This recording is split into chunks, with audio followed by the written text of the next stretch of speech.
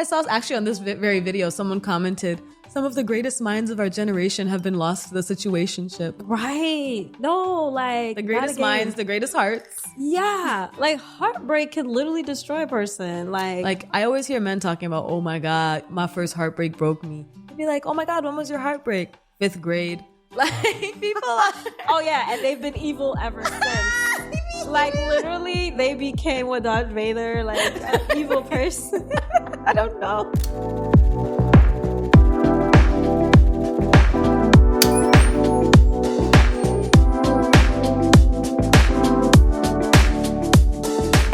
Welcome back to hashtag Like It or Not. This podcast is your weekly dose of all things culture, fashion, and of course, social media. Because like it or not, it's here to stay.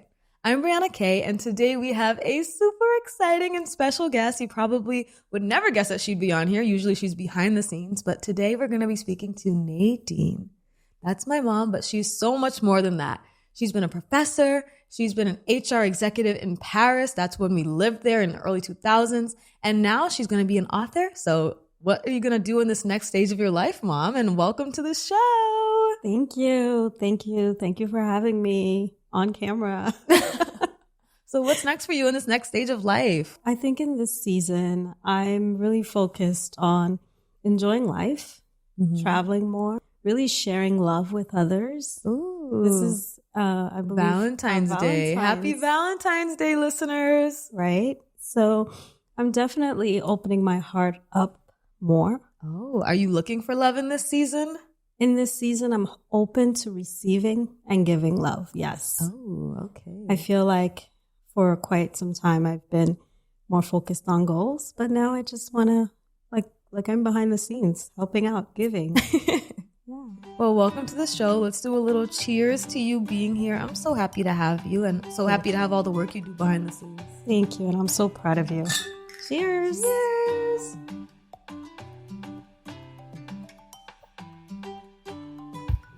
This is actually really good. So guys, today we're doing something a little bit different, but it's going to be really fun. So we are actually going to be doing more of a hashtag Like It or Not reacts style episode. So because it's Valentine's Day, we scoured the internet for the best and most viral clips. And we're going to be talking about whether we hashtag like it or if it's an or not from us. Okay, so you guys may have seen this one. This is a really popular sound right now. So I want to know, Mom, what do you think about this? Would you rather be a gold digger or the cheapest hoe he got? Quickly, pick one. Your actions are speaking for you. Quickly, are you on discount? Huh? Quickly. Hashtag like it. Hashtag gold like digger. it. Hashtag gold digger. Yes. So what's wrong with being the cheapest hoe he got? I can't identify with being cheapest or hoe anything. So it's just not something I identify with or vibe with or align with. So it's going to be gold digger. But what about, men saying like, oh, what are you bringing to the table? What do you think about that? Clearly the men that are bringing that forward don't understand the value of women. I think that if a man understands the woman's value and if he is someone who's in tune with himself and in tune with God, he'll be able to clearly see the right woman, and he won't be saying those things to a woman that's not even aligned with him, because it's insulting, actually, for men to be bringing that forward to women. Why is it insulting for men to ask a woman what she brings to the table? First of all, if a man is bringing that forward, it tells me that he may not have clarity on what his role is, right? So he may not have just a confidence in who he is and what his role is and how he will bring out the best in that woman if he is doing, what he's supposed to be doing. Which is what? Honestly, every relationship is different, right? So in every relationship, you're going to have to kind of communicate clearly what your values are, what's important to you, what your strengths are, right? And at different times in a person's life, you could be that man who chooses to perhaps raise the children because you've literally made a living and been able to save, invest. And now maybe you're, a man in your 40s and you're deciding that you want to settle down, you want to have a family, and you've chosen a woman who is ambitious, fine. She may be that person who wants to go out, work, and do different things, pursue her dreams. And therefore, that could be a dynamic that is non-traditional, but works for that relationship. So what I'm, kind of thinking along with back to this specific. Right. Would you rather be a gold digger or the cheapest hoe he got? Again, if those are my two options, it's gold digger every time. Every time. And gold digger, here's the thing. I found that whenever a man is generous towards me, he is 100% always blessed in return. No, for sure. I feel like blessing a woman is the way to get blessed. Right. And if you out here being stingy, like you might have stingy energy in your life. Like your blessings might become stingy for yourself. Right. So definitely, like, when I think gold digger, honestly, I feel like people throw that word around a lot to shame women who have standards. But I think it's totally wrong. If it's different, I think it's different in the sense of like, if she doesn't like the guy and she's just genuinely trying to drain his pockets, I think that is objectively wrong. But Absolutely. If it's a situation where she likes nice things, she likes to go to nice places, she's doing those things for herself, I think that he should be able to meet her at that level and take her to a higher level. Like Beyonce said, let me upgrade you and you upgrade her too. And Period. That's all. Okay, next clip.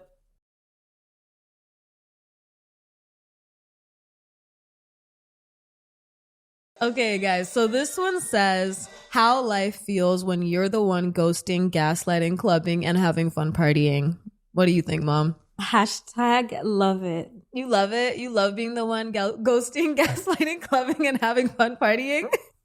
It just says that, you're doing you. You're living your life and you're not stressing out, worrying about what someone else is doing. You're just focused on yourself.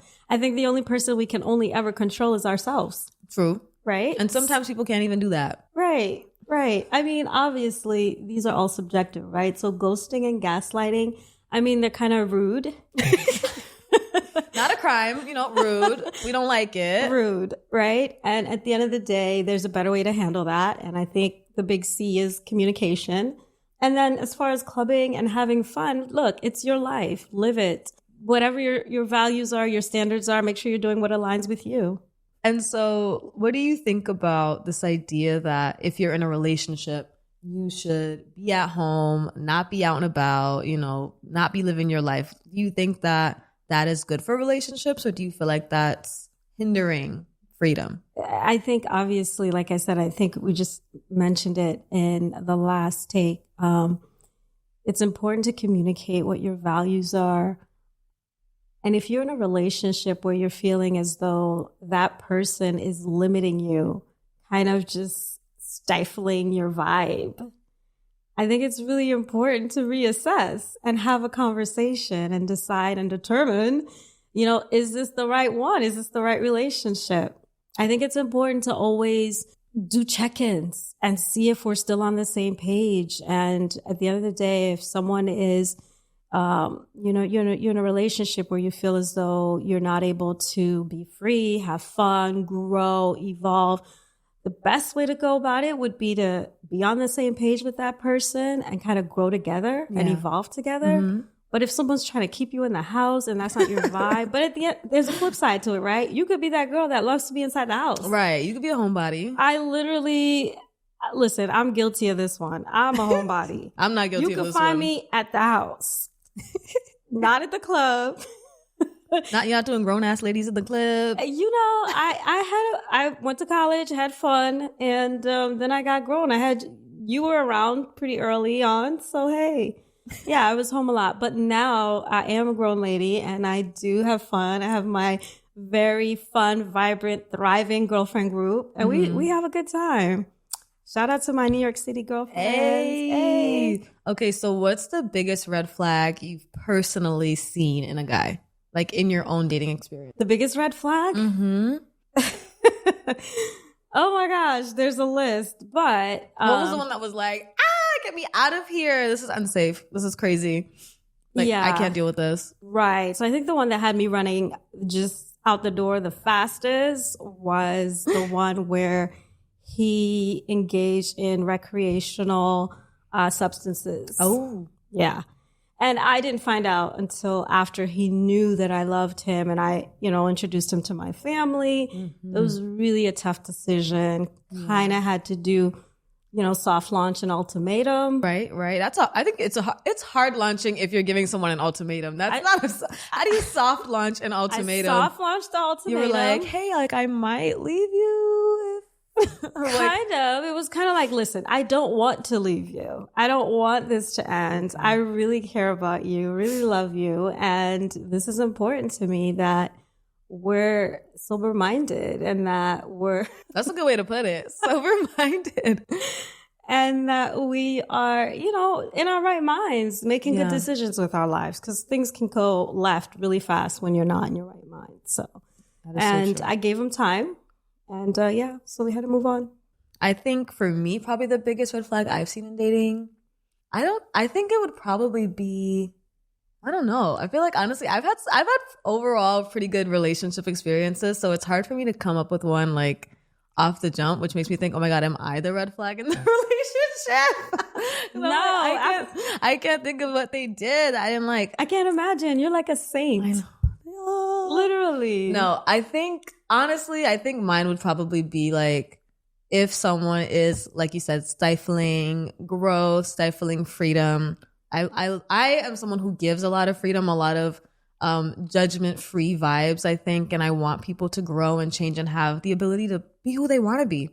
And I think ever being in a situation where I feel like I can't spread my wings or change or grow in a way and I have to be in a box, I think that to me is a big red flag because it feels like we're not in a growth-oriented place, and that's a part of life. Absolutely, 100%. I'm with you on that.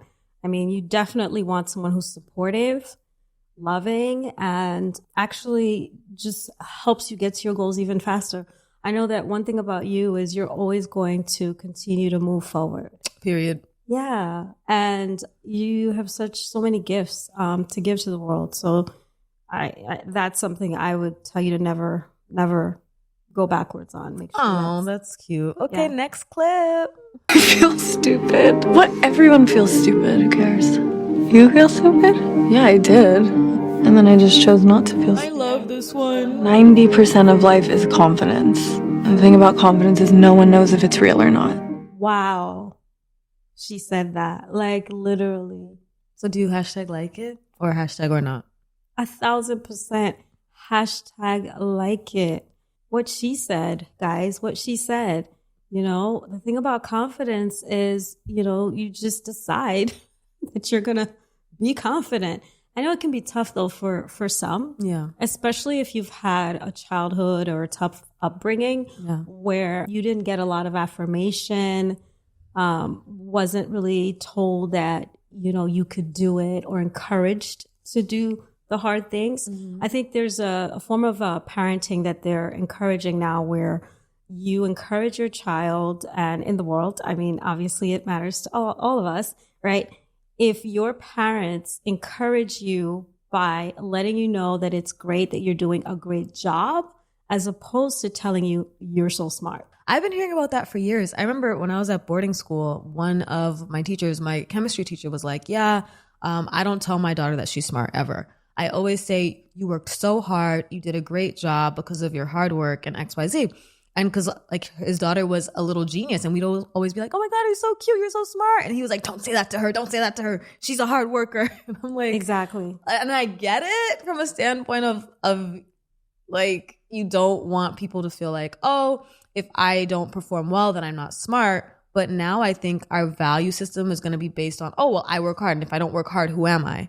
I remember after I left boarding school, I had to come to terms with the fact that I had been working in school my whole life to get to this point of being accepted to a great college. And then once I had that and I got there, I was like, wait, but who am I if I'm not striving for this academic goal? Who am I if I'm not working hard? And I had to come to terms with the fact that even like I had placed my value system not on who I am as a person, but on my output. And I remember that first summer between high school and college, I just had to sit down and be like, I love just getting to be at home. I like getting to paint a fence and be out in nature and not have everything that I'm doing being graded or qualified. And So while I do agree, like, yeah, you know, we don't want our kids to be oriented around you're so pretty, you're so smart. I worry about us already living in a capitalistic society where people are only valued for money, prestige, status, and now we're adding on working yourself to death. So this is why I've always been kind of anti-hustle culture, even though I do hustle a lot. It just comes naturally to her. But you know what? To that story or point, I actually have a story on that. Tell me. So I obviously was a young mom, and I didn't know all these theories about the best way to parent your kid. I was just like, God, help me and him do our best to And she raise her. did a good job. She did a great job. You know, we're here. We're here. And so thank you. And so I remember just as you were just, I don't know, you were every little thing you did, it was kind of ahead of that range when children should be doing that thing. And so everyone would always say, oh, she's so cute. But the next thing was, oh my God, she's so smart. And so you heard that a lot, and things came really easily to you as a baby. And so by the time you were 3, I was trying to teach you how to read, because I'm like, look, she started talking at like 11. She started walking at 11 months, but was talking at 8 months. So let's get her reading at 3. So at 3, I tried to teach you how to read, and you just refused. You were like, no. And I'm like, what? You can read. I'm 3. Like, I'm trying to play. What am I reading words for? Like, I knew there was a timeline for these things, and I felt that I didn't need to be able to do that. I don't know if that's what it was. No, guys. genuinely. I remember that. I remember because she got me the leapfrog. You know, I might be dating myself here, but for those of you who know, that was like the precursor to the iPad, baby. We had this little leap notebook that had study words in it. Yeah. And she had me listening to phonics all day, every day. She refused. I didn't refuse. I listened to it, and I actually did know how to read. I just didn't tell her that I didn't tell her that I knew how to read. So okay. So by the time she was 4, and I'm like, wait, we've been about 6 months into this reading thing, and she's not doing it. So let's try something new. So I got Dr. Seuss's Green Eggs and Ham. And I was like, come here, Brianna, we're going to read Dr. Seuss, Green Eggs and Ham. Do you like Green Eggs and Ham? And just like that, the first day we were reading Green Eggs and Ham, all of a sudden she knew how to read. I knew how to read the whole time. I just wasn't going to be performative.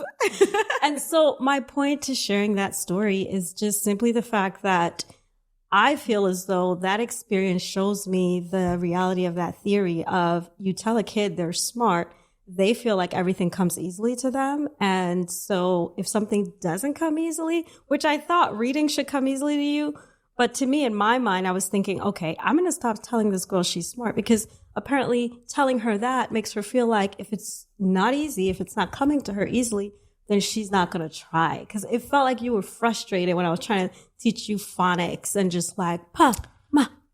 Yeah.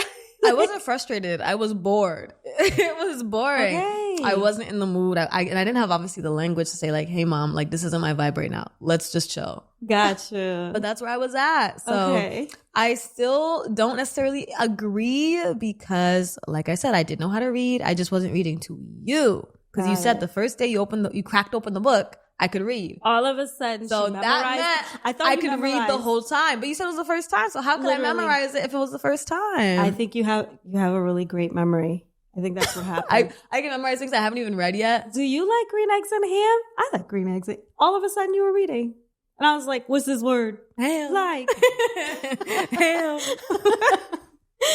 Anyway, so yeah, I'm all for the idea of encouraging confidence by encouraging the person to know that there's some action you can take to be better at it. Okay, right. I think that's fair. And I think that's a great way to build confidence. So you know what? Instead of oh my God, you're so cute. Oh my God, I love the way you put your outfit together. Yeah. Now it's something you actually have control over. Yeah. Yeah. I agree with you on that. And I love this scene. This was from Euphoria, which is a show that I actually had to grow on me. At first, I was not the biggest Euphoria fan, but I feel like in the second season, they just really expanded on the kind of secondary characters. Yeah. And we just got to see so much growth. I love growth. And I feel like this scene was like so unexpected because this is like the really popular girl in school. Yeah. And she's doing makeup for the girl who feels like a nobody who no one sees. Yeah. And they're understanding, like she gets to understand that, oh my gosh, like I'm not the only person who feels stupid. I'm not the only person who feels unseen. Even the most popular girl, most beautiful girl at school feels that way too. Exactly. And I feel like it just was such a beautiful moment of humanity because it just showed that even the person who you look up to, the person who you think is perfect and has their stuff together, they probably feel the exact same way you do. Having that moment too. Yeah. Yeah. I love that. I see you reposted it. Oh, right. I'm exposed, guys. Go check me out on TikTok at IamBriannaKay. All right, next clip. I sometimes get baby fever, but my baby fever is attached to wife fever, family fever, financially stable fever. I sometimes... Thoughts on this one? Hashtag or not? Oh, okay. Why? I'm not pressed. You don't have baby fever. No. Well, you've been had a baby. Yeah. And look. But wait a dang second. What? I feel like you'll come into the kitchen and be like, Brianna, how would you feel if I had a baby this year? When have you heard this? Randomly throughout the last 5 years. Is that right? Yeah, you'll come in the kitchen randomly or just in my room. How would you feel if I had a baby? And I'm like, well, they would have to call me Auntie Brianna because she's touching, the 3 digits. And not 3 digits, 3. And what do I usually say after that? If I find the right man. Perfect. Exactly. But that's what she's talking about. Actually, she said her baby fever is accompanied by wife fever. It's never... I sometimes get baby fever, but my baby fever is attached to wife fever. Correct. Actually, fine. Financially stable fever. There you go. Okay, so you're right. However, that's not exactly how I say it. Okay, guys, how do you say it? I normally say only with the right husband and father, right? So he has to already show me that he has those qualities that I would trust and be like, oh, okay, cool, let's do this. So would you want to be a mom though? Like, all over again? Yeah. Hashtag absolutely like it. Yeah, honestly, that has been my favorite job. Aww. Literally. I don't know if it's because what do you usually say when I say that? You got the best baby on earth. Probably, but I did pray for the best baby. So right, she did. Prayer helps, guys. Prayer's real, y'all. I don't know. I think if I already had grown kids, I think I would be like, that's it. You ain't getting another one out of me. I got cats. I got dogs. I'm traveling the world. Like, I just feel like I would want to have my kids in rapid succession and just get all my, not suffering, but get all the intense labor out up front. What intense labor? Okay, like the intense labor of raising a child or several child. You also only had one. No, what intense labor? So literally raising a child, guys, I know society right now is all sorts of messed up, but I happen to think having a child, raising it properly, if you give them the right environment, the right love, the right nurturing, the right care, which comes pretty easy to me. It's easier than having a dog. Cause Is it easier than having a job? Raising a child? Mm-hmm. It depends on the woman or the person, right? Okay. Because for me, it just comes naturally. I naturally have a nurturing, just ease to who I am. And so I naturally will like big sister or mom a person. Like I just naturally do that. But I do feel that having a dog, which we've had a couple dogs in our history and past, and each time I was like, oh, no, we're not doing this. You were like, what's the ROI on having a dog? Up. I cannot raise that dog to go take themselves on a walk and do what they need to do. And then take care of you. Right. And then take care of me or help me out if I'm not feeling well. They might lick me, but that's about it, right? Yeah. They might fetch a thing, maybe. If you really are a good dog owner, they might fetch a thing. I feel like these days, a lot of people are having to decide between having a kid or having a career. What do you think about that dichotomy that seems to be so prevalent in 2020? Yeah, I'm noticing that a lot, especially like with your generation. I think Gen Zers, alphas, we don't know if the verdict is still out there, but I see that a lot of alphas are children. Okay, good. The verdict is truly still out there. But the Gen Zers, I'm hearing a lot of this, I don't know if I want kids. And I'm like, I'm hearing a lot of straight up, I don't want kids. Like I have friends who are getting their tubes tied, burnt off, taken out. In their 20s. Yeah. That is so sad. That is so sad.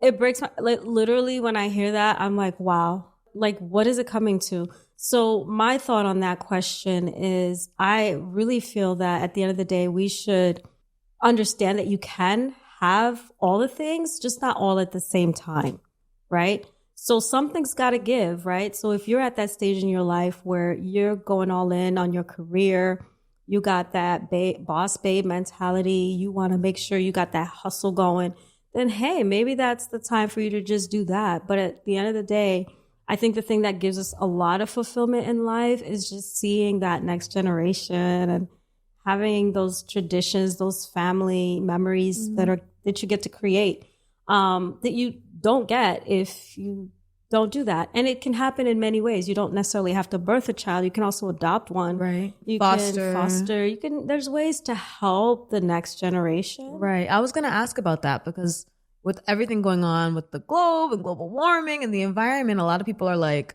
ooh, based on how politics are going and everything, I don't know if I want to bring a kid into this world. I hear do that a you lot. think like depopulation is necessary? Like, do you think it's a real thing that needs to even happen? Because I know a lot of people feel like, oh, well, I don't want to be selfish and bring a child into the world. Well, you probably heard me say this before, but I'll say it here too. That is a total scam. That is an absolute... What is a total scam? The whole, we need to, first of all, that overpopulation is an issue we need to be concerned about. And listen, we're not here to talk politics. Right. And I do believe that this whole global warming and anything around the current state of our earth the global and political economic system of our earth has become a very, very political topic. And I am not a politician. I'm simply caring about the earth should not be political, first of all. Absolutely. I think it should be a human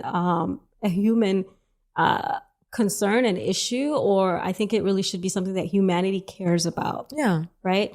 And we each get to play our part in how we preserve it, take care of it. I think a lot of things have taken that away from us. So, I mean, if you go back several generations, people used to own land and take care of their land and grow things, right? That was just the mainstream. Today, there are many systems in place where you can't do that. No, today we're growing our Instagram. We're not growing our followers. We're making sure our follower count hits 1,000. We're not growing our garden in the backyard anymore. Right. So, I mean, that's it can become a very political issue and conversation. So I don't know that that's about love. And I know this is Valentine's episode, right? We're talking about love. It's about baby fever. Baby fever has to do with love, wife fever, financially free fever. We totally went down. But you know what? Next clip. We're going to keep going. Okay, guys. So this one's actually in Chinese. So tell us what it's talking about. Okay, so there is, I think it's either a region or a city in China called Sichuan. And in this city, it is well known and well documented that men do all of the household labor. So they do all the cooking, they do all of the cleaning, and they do not expect their wives or girlfriends to do any of those things. Now, we can talk about how in the US that a lot of guys, that's a deal breaker for them. If a girl doesn't cook, doesn't clean, doesn't, be able to do everything and still look sexy and fly all the time. But what I think is interesting about Sichuan is the fact that not only are the men embarrassed and shamed by the idea of having their woman take on the manual labor in the house, but they actually have the highest birth rate in all of China. What do you think about that? Wow.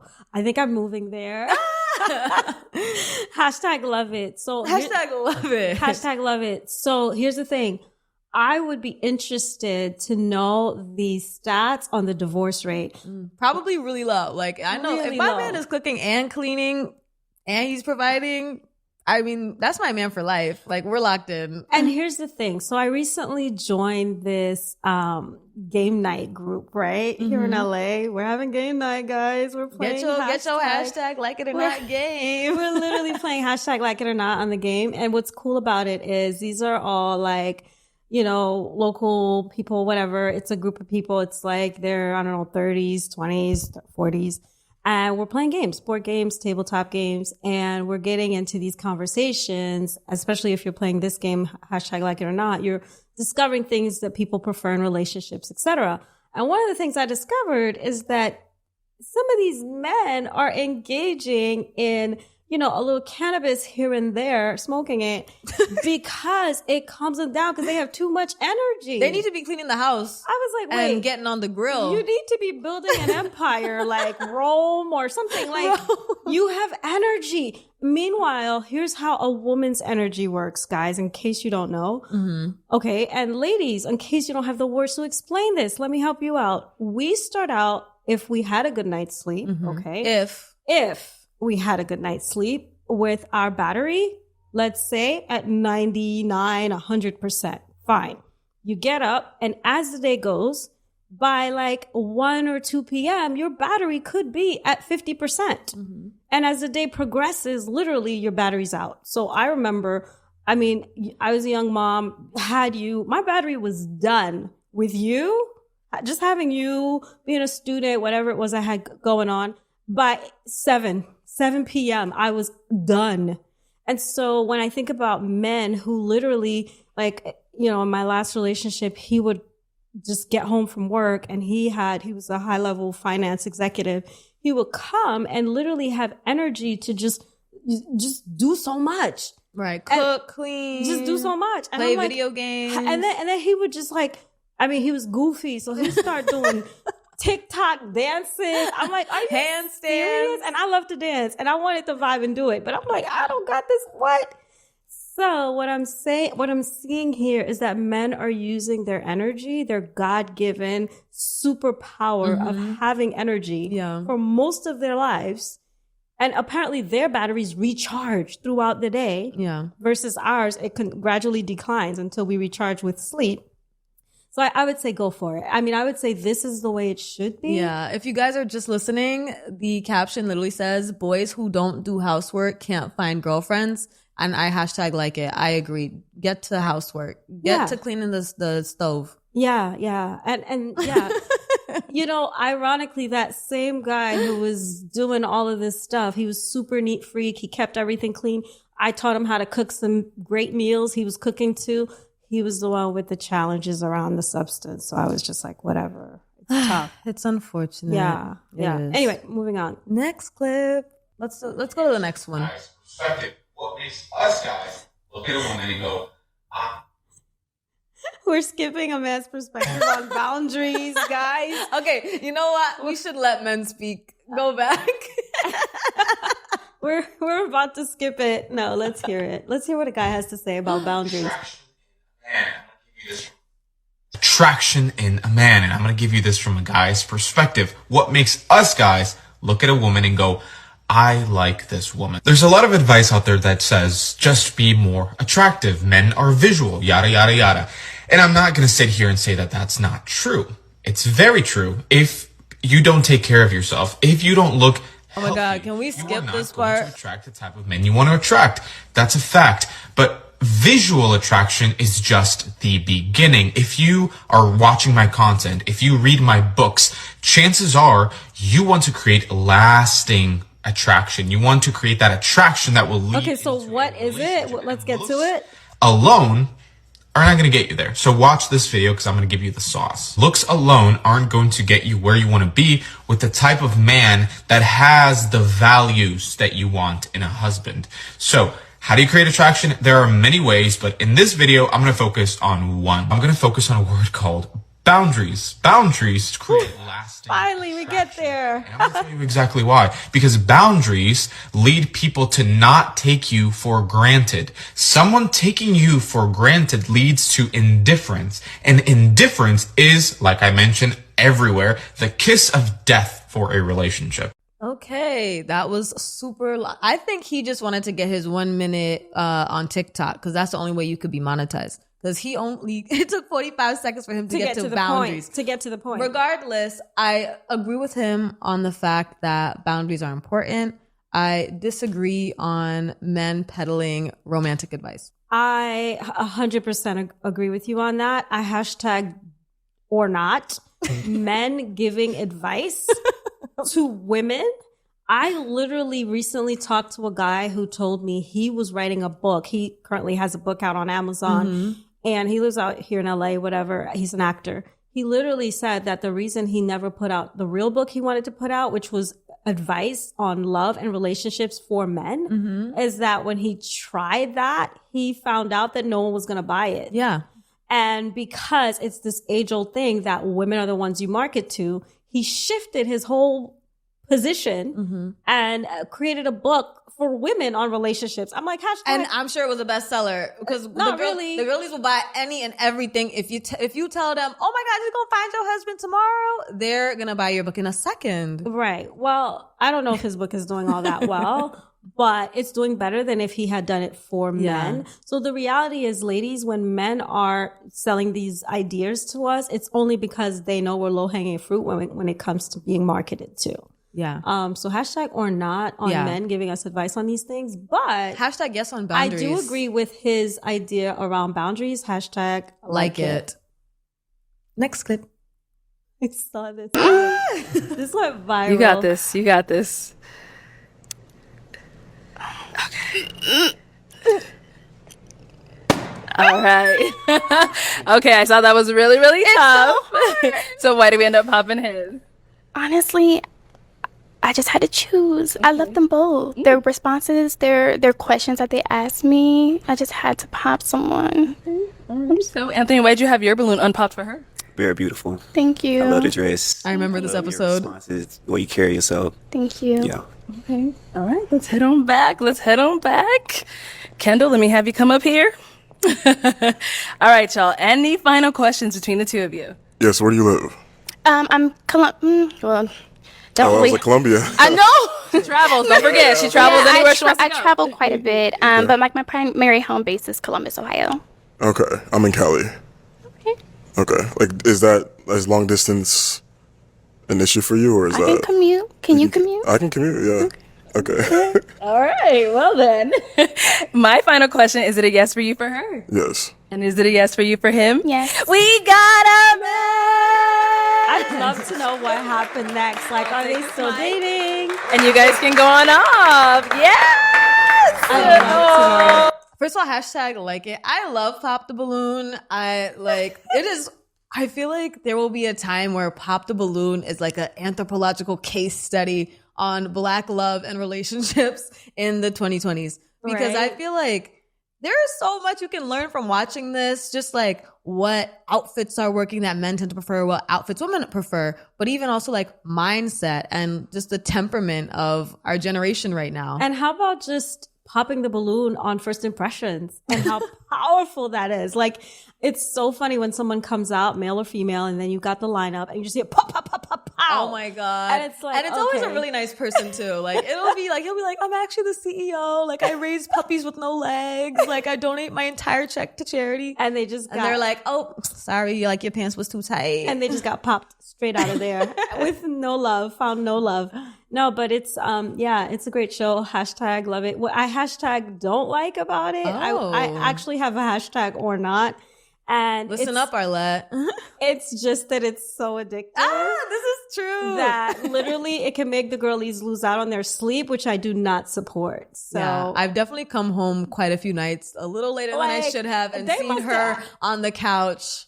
They must have added some crack to this. There is crack. This show. I think it's the sound of the pop and something. Maybe it's the intro with the music, with but the catwalk. I think I don't know, what is it? We're like invested in finding out what is every single girl gonna get matched, who's coming up next. Like it really is the perfect addicting dating reality show, and it's just you never know what's gonna happen. And you don't. It's no guilty pleasure. It's just pleasure.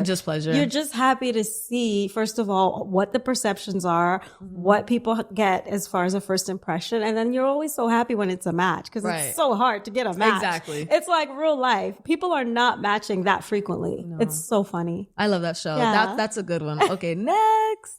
Oh my God. If my husband ever cheated on me, I don't know about it. Because I don't care. I don't look through people's phone. Them bills paid. I got everything I need. All right, then I don't care. I don't think he is. He's home every day. He's home more than I am. So she's hilarious. I really wouldn't care. I didn't marry him for fidelity. Oh. And I think he wonders more if I cheated. Oh. You see what I'm saying? She's crazy. I love her. I'm the prize, remember? I'm like, y'all worried about somebody cheating that ain't the prize. I'm the prize. They need to be worried about if I cheated, if I'm cheated, if I ever cheated. For me, it's her saying this with a totally straight face. So is being demanding not feminine? How do you stop a person from pushing over on you and being demanding? Having standards from the start. Thank you, Ray. Sprinkle, sprinkle. Having standards from the start. I don't do that in a nice way. Oh, I'm sorry. I'm not going to be able to do that. Exactly. So what are your thoughts on all of this? There was a lot, and there's a lot to unpack here. So we're just going to pick out one or two, maybe one theme out of this. Apparently someone had a question about if she's concerned that her husband is cheating, that there may be infidelity in the relationship. Mm-hmm. So honestly, I'm of the mindset, I believe in marriage. I think marriage is the most beautiful covenant we can, as human beings, get involved in. And I believe that it's a covenant for life. And so to get into it, for you to get mad because of some infidelity is an ordeal. It's an ordeal for everyone, and it impacts generations. So figure it out, ladies. Figure it out. I saw this clip. Oh my God, I wish I had it here. It was Sexy Red on Summer Walker's new podcast. Okay. And the question was like, oh, I've been with my man for 9 years and I found out he cheated on me 2 times. Why are you Should I looking? leave? Why are you trying to find out this problem? How about you focus on having a good life, creating a good marriage, enjoying your life, living your best life? But is him cheating not undermining that? Well, okay. So hold on, wait. Let me finish what. So anyways, so Sexy was like, 9 years, only 2 times. He ain't do too bad. And exactly. And then Summer was like, we gotta do better than this, friend. We gotta do better than this. And then Sexy was like, men cheat all the time. So if he only cheats 2 times in 9 years, then I mean, you know, that's a pretty good average. And by the end, Summer was like, you know what? You might be onto something. Just here's the thing. Marriage is a covenant. You gotta be at some point understanding of the fact how about before you get into the marriage? Right. Is this, and I've told you this before, marry somebody that you're willing to forgive.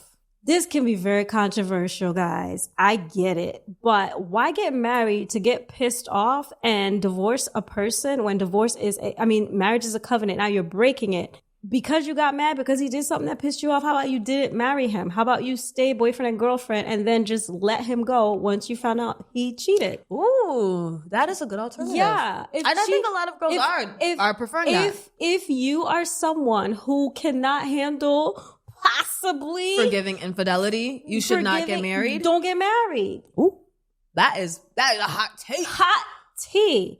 But literally, I need to have a drink. How about we don't get married if we don't know how to forgive? Now, flip side of that, your partner, because relationships are kind of very different these days, but traditional relationships is probably the only kind I can speak to because that's the one I get involved in, is a traditional type of relationship. I would say the flip side of that is men, don't be messy. Like, what? Respect your wife. Right. Respect your covenant. Respect the oath you made under God. How about that? And women, obviously it can go both ways. Women who cheat it's equally bad. Like, it's just bad. Do you think men watching, let's just call them spicy videos. Okay. Is that considered infidelity in your mind? It's a portal. It's a gateway to further sin. So once it gets into the mind, once you've put those, men are very visual. Once you expose yourself to those visuals, you literally are giving yourself a gateway to other things. Mm-hmm. So it's hard to not continue. So like, I think when you were a child, I said this to you, like, I grew up in the generation of just say no to drugs. Okay. Dare to not do drugs. Right. That was and mine. So just say no. Why? Because we saw Whitney Houston turn into a crackhead and talk about crack is whack. And we saw how hard it was. We love Whitney. I'm from the same city Whitney Houston is from. Okay, let's keep going. Okay. But here's where I'm coming from with this. Just like, don't tease yourself. Don't test the waters in something that you may end up liking it. That's what she told me. She told me, Brianna, don't do drugs because you might like it. And I was like, oh. And that was honestly like, I feel like people. That's all it took for you not to try. I feel like people underestimate the amount of logic and sense that children have, because when she didn't need to say, Brianna, oh my God, drugs are bad, they're evil. She didn't need to have a whole speech. No. She just hit me right in the, like a sniper with the logic. Boom, don't do drugs, you might like it. And then she showed me what people who like doing drugs look like. Oh, all the time. And I didn't want to look like that. This is what a crackhead looks like, leaning over on the corner on Main Street or MLK Boulevard. Do you see that? That's what they look like. Like, if you want to look like that, then try drugs. So, and I was cute, so I wasn't trying to look like that. And then I showed you pictures of Whitney before. Okay, never mind. We love her. But yeah, so rest in peace. Queen rest in Whitney. peace, Whitney. We do. No, love we Whitney. shout out to Whitney and the whole family. But yeah, so don't watch spicy videos and be able to forgive if you get married. That's your take on the infidelity. Yeah, I mean, just understand that a covenant is meant to be like, for example, if you have a child, your child messes up. Are they no longer your child because they messed up? You see what I'm saying? Period. Love. So your husband it should be like that, kind of. Yeah. So listen, we mess up all the time, right? And so I wanted to share today, especially this. So, Valentine's Day is the celebration of love, right? It's a very pagan thing. It's very whatever. It's on our calendar. It's nice because we get to have a day on a calendar that says we're celebrating love. For some people, that can be very triggering because they never experienced real love. And at the end of the day, what is love? So I had to go deep with this one. And I was like, okay, I'm going to keep it simple. My definition of love is God. God is love, right? So it's 1 John 4:8 says God is love. Now, that's a whole thing that we would need to unpack to get a full understanding of. But I think from a basic understanding, we were created. We all exist because we were created by God.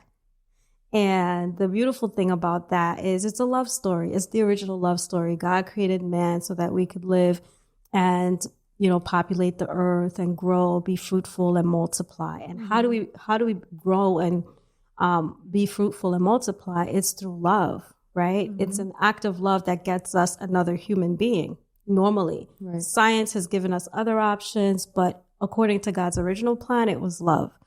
And so when I think about the concept of just love, being love is being able to forgive. In every single day, there's probably 1, 2, however many ways we mess up, and we continue to have opportunity to wake up the next day and have a fresh start. The sun is always going to rise. Right. I don't think it's ever been recorded in history that the sun didn't rise, because God was mad at us for doing all the hellish things we're doing. Wow. Right? Yeah. So that is so deep and that's so real. Grace. That's mercy. That's love. And that's what marriage should be. We're not condoning cheating. We're not condoning turning up and doing all the things you shouldn't be doing in a marriage. We're not condoning it, but we are saying, understand that if you can't handle being a person who can forgive, maybe don't consider marriage. Wow. Yeah, that's all. I almost want to end on that, but I feel like we got a couple more clips. We do. We got one more clip. We need to bring back friends introducing you to a potential romantic interest. Like, that is a dying art. We need to bring back friends introducing you to a potential romantic interest. Like, that is a dying art, and I feel so bad that our generation is killing it. There's literally a chart that shows, 30 years ago, the way that people met their spouses was through friends of friends. And it was like, boop, up here. And as it goes into like the 2010s, 2020s, it literally just goes, boop. No one is introducing anyone to anyone. And it is bad because like the only way that people are friends. meeting their current boyfriends, girlfriends is through apps. Literally, you see apps go, boop, boop, boop, boop, boop. 80%. Most people meet on there. And I believe this is for a couple reasons. One, motherfuckers don't have friends anymore. Bitches are lonely. So, okay, that makes sense. They just don't have real friends. But two, people just don't have the courage to have a little bit of drama in their lives. Like, everybody is so sensitive and we want to protect our peace. And it's like, no, stop protecting your peace. It's fine. Deal with a little bit of drama, a little bit of conflict in your social circles because one of your friends had a bad breakup and now it's kind of weird and there's tension. Like, we need to learn how to start dealing with that again, because the friends to lovers arc is so much better and everyone's desperate for it. But it's not going to happen if we don't introduce our friends to one another. I Hashtag love it. And studies show, I've read this in the past, that relationships that were introduced through our local friends, community, family members have a longer lasting, ultimately, they last longer. Mm-hmm. Yeah. So I hashtag love this. Let this go viral. I feel like he said, people today are trying to protect their peace. They're scared of drama. Yeah. And they're expecting the apps to help. No. Let's be real. No, I think the apps are good for in one way because they introduce you to people who you may have always liked or always been interested in, but may not necessarily have been running in the same circles as. Yeah. And I think it's a cool way for you to meet someone who you would never have gotten to run into otherwise. Yeah. But I think it's supposed to be apps and your friend setting you up, not just apps. Totally. Like if I had to choose between one or the other, I would choose my friend setting me up. But I think it can be both. Yeah.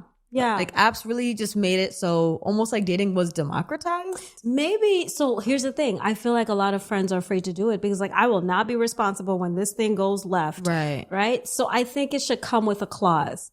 I'm going to introduce you. Do not come for me if it doesn't work out. Right. I'm just here to do good in the world. And so we have this clause at the beginning of Don't the be mad at intro. me if he ain't your husband. Do not come for me. I just thought it would be nice to let you guys know each other. Right. And y'all take it from here. Exactly. Downfall of our society was the situationship. Keeping things casual. People used to casually get married. Okay, thoughts on this? Yeah, I 100% agree with him. What he's saying is, hashtag like it. Yeah. No, yeah. I think that things too casual. What do you think about situationships? Hashtag or not. We're not doing it.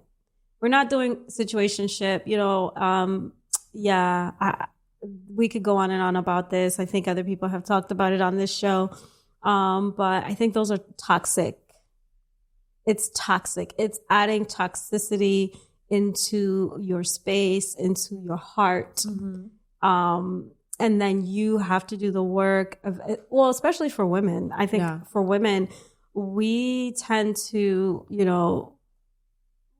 have our heartstrings attached once we get involved like that with someone. So then you've got to do the healing work and the process. Like girls are taking 3 years off from the dating scene, like situations. Yeah. I saw actually on this very video, someone commented, some of the greatest minds of our generation have been lost to the situationship. Right. No, like the greatest minds, the greatest hearts. Yeah. Like heartbreak can literally destroy a person. Like I always hear men talking about, oh my God, my first heartbreak broke me. You'd be like, oh my God, when was your heartbreak? 5th grade. Like people are. Oh yeah. And they've been evil ever since. Like literally they became what Darth Vader, like an evil person. I don't know. Like just bad guy. Now he was evil ever since. Ever since he decided to just break hearts and just leave a slew of like slave. A trail of broken hearts behind him. Broken hearts. No, we're not here for that. We don't want more broken hearts out here because I think it's what has destroyed our society. Broken hearts. I agree. Right? And 100%. it could, and a lot of times, and it's broken the family. Right. Like if you live in a big city, like how we have, like New York City, LA, you see a lot of homelessness. And every time I see it, and it's like in some of the best parts of the city, you'll see it. And when you see it, I always have this little conversation in my heart with God. Like, God, why is this person out here broken like this? It's a broken heart.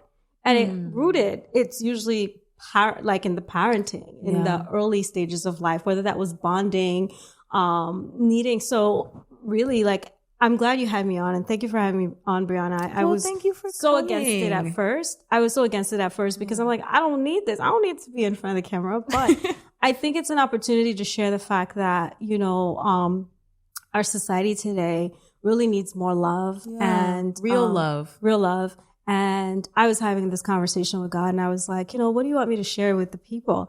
And one of the things that I know from even just my girlfriend circles, women are asking for a relationship where it's like, oh God, help me to find somebody who will love me the way you love me, or the way Christ loves the church. If you're, in a Christian circle, you'll hear that. Mm-hmm. And what I heard from the Lord blew me away. It wasn't that deep, but it just still blew me away.